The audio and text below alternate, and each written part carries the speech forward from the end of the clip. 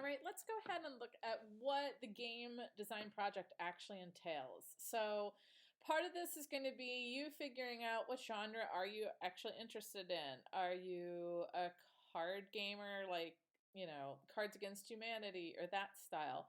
Or do you like more of the puzzles or the Monopoly style where you have to go all around the board? So the first step, figure out what you actually like.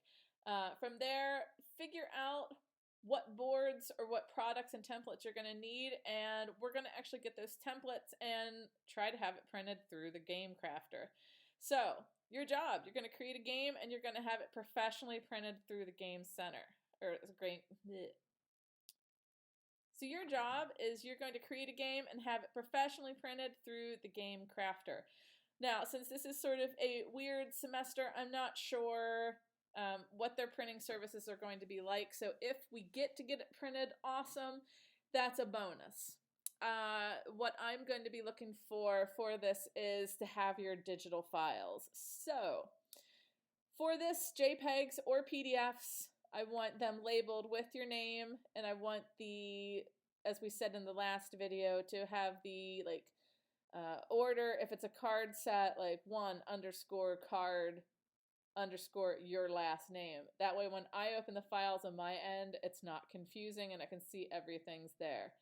Step 1, just look at those videos. That's our lectures. And then they're going to brainstorm your card game or your board game. You can have it educational.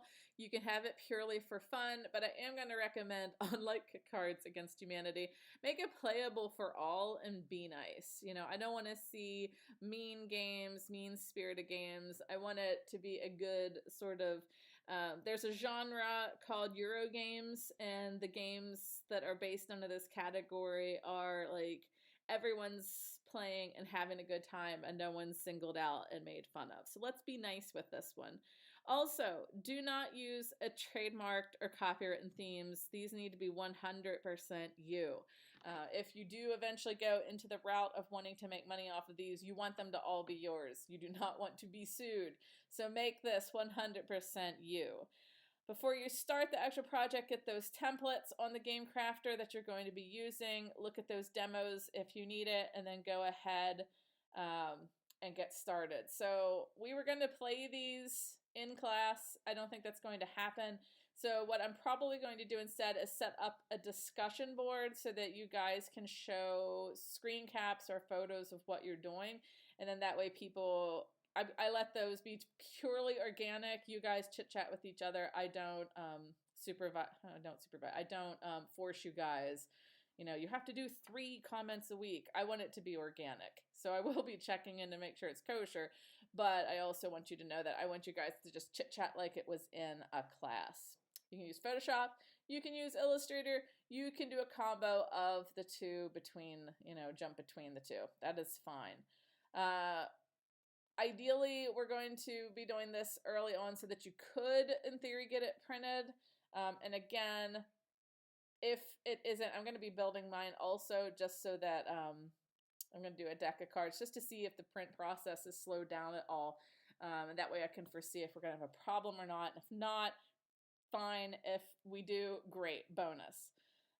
So again, it's going to be Photoshop or Illustrator. It's either going to be a board game. I would say a minimum of the 8x8 just so that if you're doing a board, it's like an easy to see size. Or the card game. And I would say the minimums for the card game are, like I've already said, a poker deck. The deck of cards. Full suites, all of the players. 2 through 10, jack through ace. If applicable, a rule book or sheet, obviously for playing cards, like with that, you don't need to know how to play those. Everyone does. If it's applicable, the pieces for the game. Either way, the game has to be playable, and we are printing them hopefully through the Game Crafter. Otherwise, regardless, we are going to upload our JPEGs or PDFs. Now, I do have a spot, of course, on Blackboard. If Blackboard has an issue, you can also go through my website, likesilovestudio.com, and there is a tab with the Design 3 class and the project there. And there is a link to a Google Drive where you can upload them. So if you're having problems, put them there. I will be checking both areas. The goal of this is to have a ton of fun exploring a brand new medium. I want to see what clever, creative stuff you can come up with, and most importantly, just relax and have fun with it. These projects are designed to give you some design freedom for those of you who wish to do some freelancing or sort of passion side passive income projects. I just want you to have fun with this. So have fun, experiment, explore, and I can't wait to see what you create. Have fun.